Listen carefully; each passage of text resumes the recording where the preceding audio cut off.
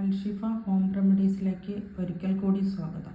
ഇന്നിപ്പോൾ നമ്മൾ പറയാൻ പോകുന്നത് ഇന്ന് പബ്ലിക് എക്സാം എഴുതുന്ന എല്ലാവർക്കും വേണ്ടി ഡെഡിക്കേറ്റ് ചെയ്യാണ്.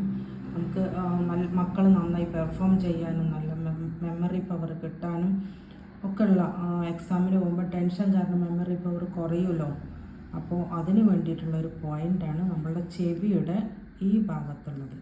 ഈ ഭാഗത്ത് നന്നായിട്ട് പ്രഷർ കൊടുക്കും. ഒന്നുമില്ലെങ്കിൽ 21 ടൈംസ് ക്ലോക്ക് വൈസും 21 ടൈംസ് ആൻറ്റി ക്ലോക്ക് വൈസും പ്രഷർ കൊടുക്കാം.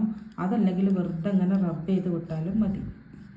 വെറുതെ ഇങ്ങനെ റബ്ബ് ചെയ്ത് വിടുമ്പോൾ തന്നെ അതില്ലാന്നുണ്ടെങ്കിൽ നമുക്ക് അങ്ങനെ എക്സാമിന് പോകുമ്പോൾ പ്രഷർ കൊടുക്കാൻ പറ്റില്ല. വെറുതെ ഒന്ന് ഇങ്ങനെ മസാജ് ചെയ്ത് വിട്ടാൽ മതി. ഇതിലിങ്ങനെ മസാജ് ചെയ്ത് വിട്ടാൽ മതി. ഒന്നും പറ്റിയില്ലേ, ഈ ഇയർ ലോബിൽ വെറുതെ ഒന്നിങ്ങനെ മസാജ് ചെയ്യും. നമ്മൾ ആദ്യമൊക്കെ സ്കൂൾ പഠിക്കുമ്പോൾ പഠിച്ചില്ലെങ്കിൽ, ഓർമ്മശക്തി കിട്ടിയില്ലെങ്കിൽ ഈ ഭാഗം പിടിച്ചിട്ട് നമ്മളങ്ങനെ പ്രസ് ചെയ്ത അല്ലേ. ഇന്നിപ്പോൾ അങ്ങനെ ചെയ്തു കഴിഞ്ഞാൽ എല്ലാവരും വിവരം അറിയും. ഇന്ന് നമ്മൾ കുട്ടികളെ ആരുടെയും തൊടാൻ വിടില്ല. നല്ല മക്കളായിട്ട് എല്ലാവരും വളരട്ടെ. ശിക്ഷിക്കേണ്ട അവിടെ നമ്മൾ ശിക്ഷിക്കണം.